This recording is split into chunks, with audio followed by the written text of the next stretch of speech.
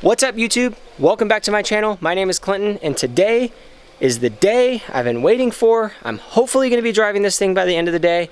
I'm installing the front axle on my 1996 Jeep Cherokee Overland build right here, and I'm installing JK Rubicon front and rear axles. This is the front one. This is the final one. I've already put the rear in. If you haven't seen it, go check my other videos out. But let's get to work. We have some fun stuff to do today. Not only am I installing the front axle, but I also have a 1-ton aluminum tie rod or aluminum steering kit by Barnes 4-wheel drive that I've partnered up with, and I've already been using their truss kit. I'm super happy with it. Their 1-ton steering kit is straight beef. Like, it is. You'll see it when I install it. I'm so excited. Let's go ahead. I'm going to play some time lapse of me just getting this thing done. Let's see how far we get today. It's a really busy day. I'm going to try and film as much as possible and try to explain to you as much as possible what we're doing. So here's the start of these time lapses. Let's go.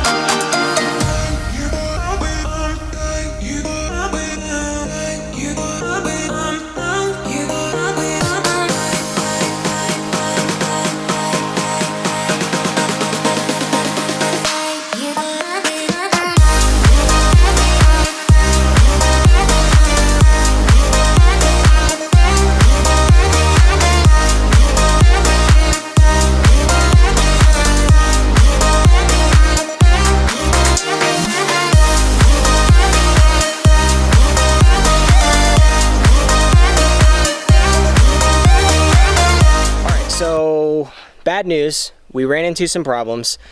I don't know why I didn't think of this, but the drag link end is tapered, and it is a lot bigger than my pitman arm hole, tapered hole on the pitman arm. So, what I'm gonna do is, Barnes 4-wheel drive actually sells a tapered sleeve, so you can drill it out and then insert the tapered sleeve, and then it'll tighten up and be nice and snug. So, I'm gonna have them ship out. I'm gonna order it on Tuesday. I'll probably get it Wednesday because they're in North Carolina as well, local company. And I'll drill that out, and then I'll be able to install the drag link. Unfortunately, I'm pretty bummed that I'm not gonna be able to drive this thing today. But you know what? If that's the worst thing that I have to deal with, like, I'm not gonna get too upset about it. So unfortunately, that's like kind of a stopping point for me. Everything else is buttoned up. I can't install the wheels until I get that because it's just there's just not really the smartest idea. So unfortunately, the good news is, well, let me rephrase that. Fortunately, the good news is the hard stuff is done. The old axle is totally out. The new axle is completely bolted in, minus a few things. At this point, all I have to do is button things up. So we're pretty much at a waiting point right now, but I'm happy with it. Even though I'm not driving it today, I've got all the brake lines hooked up.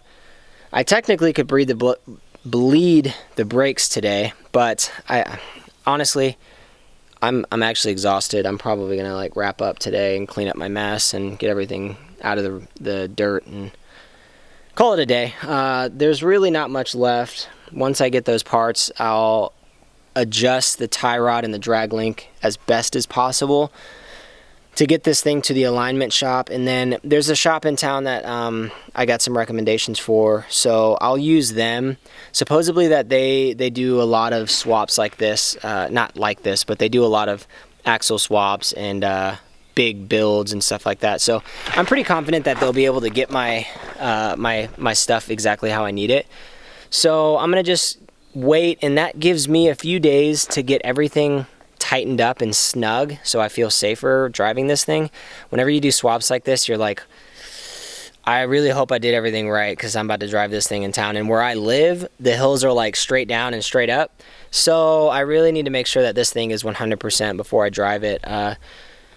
But for the most part, I'm really excited I can reuse my track bar. It doesn't seem like it's going to have any kind of clearance issues. With the truss kit, it bolted right in.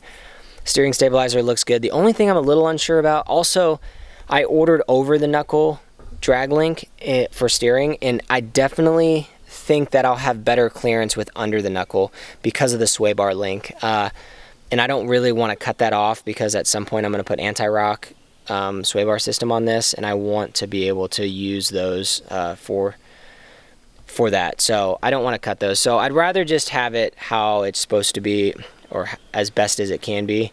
So I'm going to do under the knuckle. So also, that's another part that I'm going to have to wait on. I'm going to have to send them the other knuckle that I got to replace for under the knuckle. So that's another thing. If you're doing this swap, I would recommend under the knuckle just because of clearance issues. But I'm happy with today. You know, I didn't get it done, but I got the flange off, which, like, if you're doing an axle swap, taking the pinion nut off is like one of the most stressful things.